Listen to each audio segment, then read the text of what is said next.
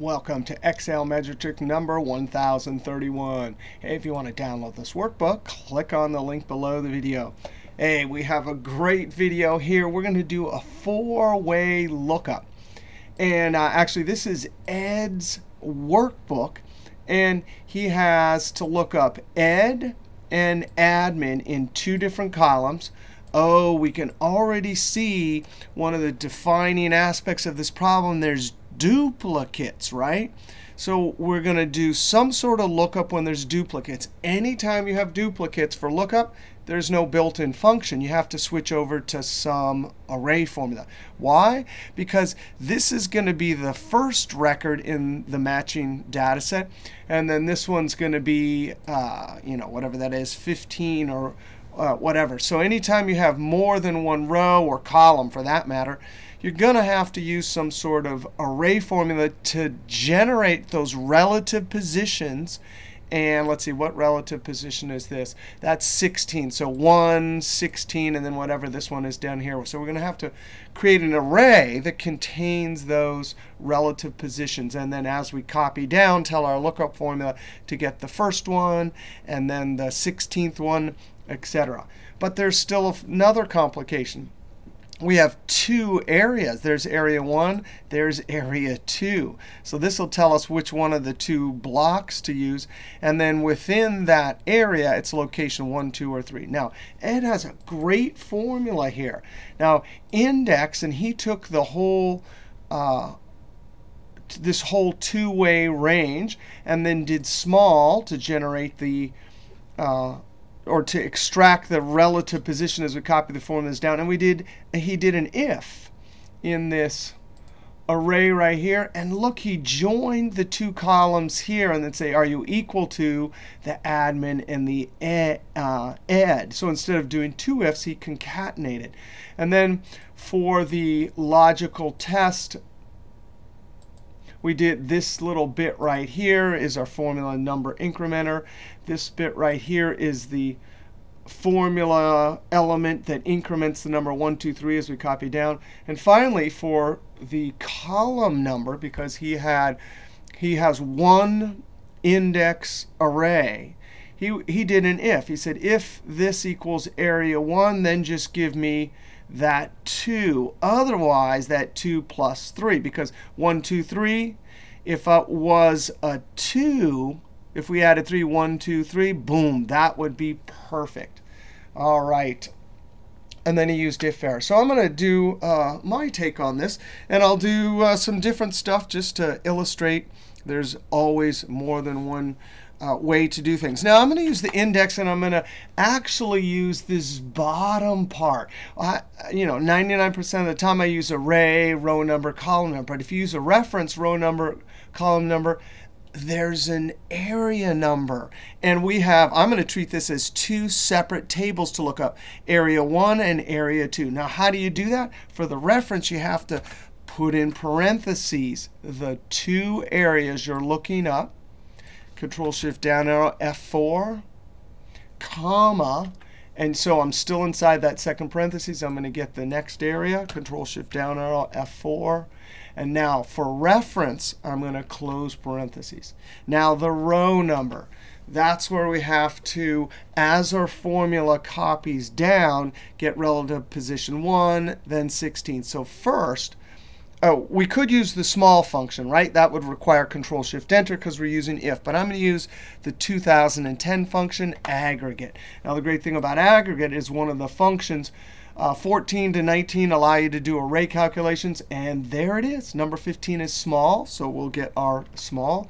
We're going to use 6 for ignore errors because our next argument, array, will have some errors in it. Now, why are we using aggregate instead of small? Because this array argument can handle array calculations without having to do Control-Shift-Enter. All right, so the calculation is, well, I need all the relative positions and the formula element to create an array of relative positions. I'm going to say, give me the row of all those, F4. That will give me, of course, 4, 5, 6. So from that, I'm going to subtract row of the first cell in that range, F4. That would give me 4 minus 4 is 0, so I add 1 back in. If you guys watch my videos. I think this is what, the 500th time I've done this, but this is a useful little formula element. All right, so we're going to take that. That's all the row numbers, but we need to filter and just get the ones that match our criteria. So we divide by open parentheses, open parentheses. Now, I could do the concatenating, but I'm going to do 2 columns. F4, I don't know why my F4 is not jumping back up there. So I'm going to highlight that whole column and say, are any of you equal to that cell with Ed, F4, close parentheses times open parentheses. We'll get our second column. F4, are you equal to the admin? Now, notice it says Ed admin, Ed admin. So it seems like if they're always going to be Ed admin, we wouldn't have to use both columns. But just in case there's another Ed working in a different department, that's why we have to do both of those, right? F4, close parentheses. Now, we want to do this multiplying before this division, so I have to add an extra set of parentheses around that. All right, so if I click that argument array in the screen tip and hit F9, there's our filter. Our divide by 0 will be our filter. There's our relative positions 1, 15, 29. We need to extract the first one, the second one, the third one as we copy down. That's where the small comes in, right? And we need to tell small first, second, third. So in the K, we do rows. And I'm sitting in K11. So I'm going to do K $11 because I'm locking the row, colon K11. The first row is locked. The second one is not. That will expand and give us the numbers 1, 2, 3 as we copy down. All right. So that's the K. I close off the aggregate. And sure enough, that will give us, as we copy down, 1, 16, those relative positions. All right, now I come to the end, comma, the column number. Now, I've done 2 separate areas. So I'm simply going to click on this, and that will work, F4. And then the area number. I need a 1 or a 2. So whatever order you put the 2 references in the first argument of index, you got to put a 1 for this one and a 2 for that one. So I'm going to check this out. Go area 2 in double quotes. If, no, not if. This is a Boolean calculation. The text string area 2, if it happens to be equal what I type there, F4. So I'm going to put parentheses around it to force that equal sign to calculate before the +1. Now check this out. Why is it going to give me a 1 and a 2? When it's area 2, that will be a true. True is converted to a 1 with this math operation. 1 + 1 is 2. When it's a false, it'll be converted to 0 with the math operation, and the 1 + 0 is 1. So that will work for our area number. Now, I don't have to use Control-Shift-Enter because I use aggregate. Control-Enter and copy it down. I'm going to get rid of the num error. A couple videos ago, and in my book, Control-Shift-Enter, I have a section on when to use if error and when not to.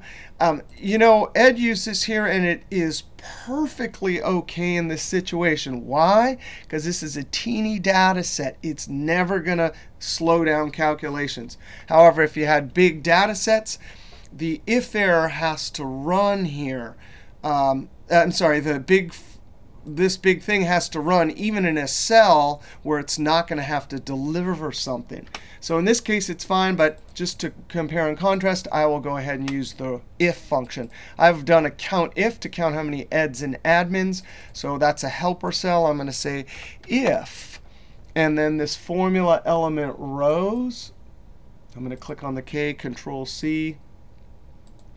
If rows is greater than the count, F4, then what do we want? Double quote.